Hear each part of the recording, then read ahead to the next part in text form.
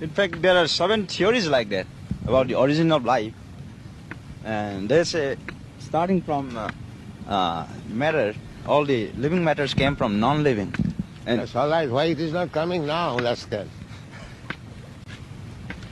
In the past, you say in the past, the life came out of matter.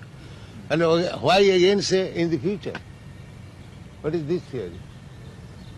You have already committed that the life began from matter.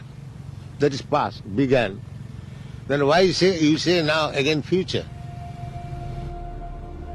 Then where is the beginning?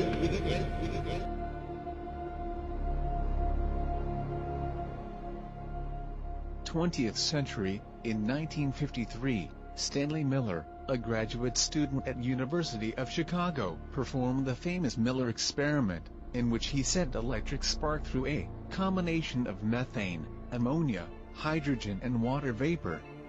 A week later he analyzed several traces of amino acids. World headlines announce, scientists now creating building blocks of life.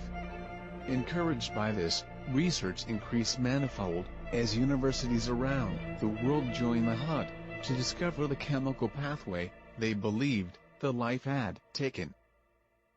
More than 50 years later, scientists still had not found success in their effort. After the discovery of DNA, today it is known the complexity of cells nanotechnology surpasses anything else found in nature or man-made world. What was wrong in Miller's experiment, if that was an indication of origin of life from chemicals? For amino acids to form, Earth's environment should be devoid of free oxygen, but today, both geologists and geoscientists agree that Earth's early atmosphere contained significant amount of free oxygen. Hence, even if amino acids were formed, they would have quickly oxidized. In his experiment, Miller removed amino acid as soon as they were formed, but no one removed them in nature, and the same energy source that created them would most likely also destroy them. Then who protected them in nature? In cell, amino acids, with the help of enzymes, form proteins. However, without enzymes, amino acids do not link readily but tend to react instead. So how they form proteins for further development? In lab experiment, as well as in nature, amino acids formed are equally left-handed and right-handed acids, but inside a living cell only left-handed amino acids occur. Till date, no process has been found that selects one form of amino acid and excludes the other completely. Hence, Miller experiment could not help to verify chemical origin of life. Can life be reduced to chemicals? Michael Langley, a renowned chemist and philosopher, states, information contained in DNA can no more be reduced to chemistry than the ideas in a book can be reduced to paper and ink. Even if one were to analyze to the minutest degree the chemical properties of paper and ink in the book, still one would not find the slightest clue about the message contained in the book. The message is something different from paper and ink, and it has completely different origin. Oxford biologist Denis Noble, renowned for his contributions to physiology, in his book, The Music of Life, states, let us say, a person relaxes at home by playing a music CD. Upon hearing the music, tears flow from the person's eyes. Imagine aliens observing this scene. The alien scientists, inquiring about the cause of the tears, trace it back to the speaker system, to the CD player, to the CD, to the particular track being played.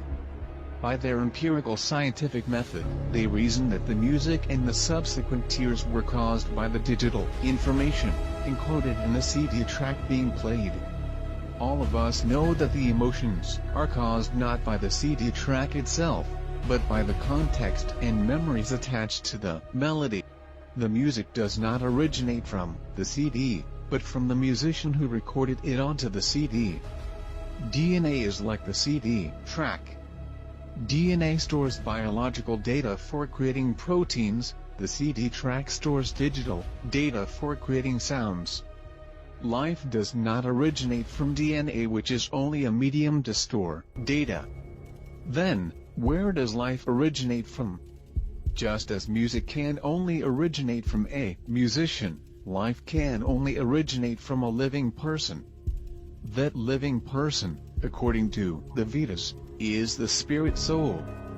The Bhagavad Gita, 2nd chapter verse 17, explains that the soul is an irreducible, eternal unit of consciousness. When the soul enters a biological medium such as our body, the body acquires apparent life. Just as a living person is necessary to play the CD and the CD player, the soul is necessary for the dead inert cellular machinery to read the DNA genetic code and run the biochemical processes that animate the cell. The soul is the cause of maintenance, growth and reproduction, the features of living systems that defy reductionist explanation as discussed earlier.